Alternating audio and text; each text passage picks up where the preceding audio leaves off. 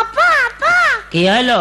ওই আমি ছোট খোকির নিয়ে না হাতের উপরে খোকি তলে খেলছিলাম। বাবা বাবা, খুব ভালো কথা। ও হঠাৎ না ওই খোকির কম্বলটা না হাতের পাতে নিচেই পড়িয়ে গেল। ওয়ালে কি সর্বনাশ করেছো! শিগগিরই যাও কম্বলটা তুলে নিয়ে এসো, নাই তো এই ঠান্ডার মধ্যে খুকির ঠান্ডা লেগে তোমার নিউমোনিয়া হয়ে যাবে।